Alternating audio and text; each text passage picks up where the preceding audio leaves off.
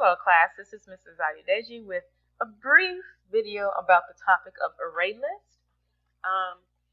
You guys already know about arrays, you just weren't familiar with array lists, so I thought I'd do a quick comparison before I give you some examples. First of all, an array, has a fixed length. That length, once you establish the array, you cannot change the length. The biggest difference between an array and array list is an array list, the length can change. You can add stuff to the array list, remove stuff from the array list, and the length of the array list will change. They do take similar data types.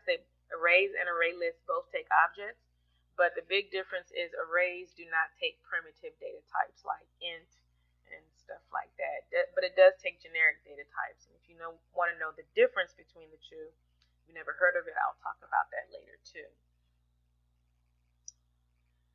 As far as performance, they're pretty much the same. You can get and access and insert items into an array and an array list for the same amount of processing time. So no big difference there. If I want to create an array, you are familiar with this. I'm creating, in this case, an array of ints, primitive data types. Here, an array of ints, another primitive data types, but you're specifying the length of the array either by saying these are how many items are going to be in the array, or including these items, which tell them how many items are going to be in the array. And in this case, this is an array of dogs, a class of dogs, and they're saying it's 25 dogs. For an array list, first of all, it looks very different. Integer with a capital I and spelled out is not a primitive data type, it's a generic data type. So like I said before, array lists don't take primitive data types like int, but they do take, or str, but they do take generic data types like integer and string, capital string. And in this case, you do not have to specify how many items are in the array list. You do have to identify the type of items are in the array. In this case, it's integer. In this case, it's cat. In this case, it's cat. I know some of you may be saying that seems very redundant, but there's a reason behind it, and I'll talk about it later if you remind me, but I don't want to take up time with this video because it's not necessary. But when you establish array, you basically have to be redundant by saying array list brackets the object, and I do the name is equal to new array list and the object, and either empty parentheses, or if you want to say off the bat, I'm going to put 25 items, you can, but you don't have to. An array, because you establish the number of items in the array initially, then you're assigning positions. But for an array list, you are inserting, and this one inserts 7 to the end of the array list. And just like arrays, the index of an array list starts at 0. So even though this is adding 7 to the end of the list, we don't know how many items there are in this case, and we don't have to for the add. It just will automatically add it to the end of the list. And that's pretty much where the big differences are.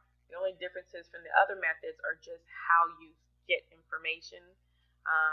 In this case, you have to use the method get. Okay? And then 3 is the index. To figure out the length of an array list, instead of using the word .length, you're actually using the method size. Okay, and it will produce the size of the array list, which can change depending on if you add or remove. There's a whole bunch of other methods, but you can look it up to see all the methods in the array list on the link that I provided in the notes. If we were in Eclipse and you had something like that was an array list, and you put a dot, and it will come up with all the different methods that are listed in it. And these are not all of them. These are just a screenshot of some of them as well. Okay. And to remove items from the array list, you can put .remove in open parentheses and put the index or the last value. But anyway, here are some examples, and I'll be out your way. In this case, this example creates an array list of the generic type string. And then it starts adding items. So if I were to print out this list, it would be C, and initially it would be A, then I add to the first position A2, so it would be C, A2, E, B, D, F, okay? And the size of this after the additions would be 1, 2, 3, 4, 5, 6, okay? Now here's where I remove an item. In this case, I'm removing F, which is the last item. In this case, it says remove 2, which means it's going to remove the second. So let me cross it out so you see me. I remove F. That's what this does. And this says remove 2. So 0, 1, 2, it's going to remove this. And so you're just going to have C, A2, B, D when you print it out again. And you can try it just in case. And when you see the size, you'll see it changes. Okay. When you print out the contents of the array list, it will come as like a bracket and then each item separated by a comma. Here is an example of an array of code using an array list of objects.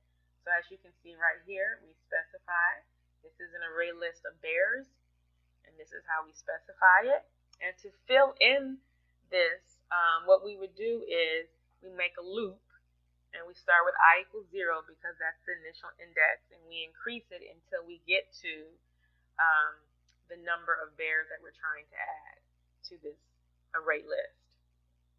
And then they just say we're just adding however many Acme brown teddies. As you can see, it's new bear Acme brown teddy, and that's it. So I hope this was a good introduction. You have a better understanding, and I will do another video on Activity 2. Thank you.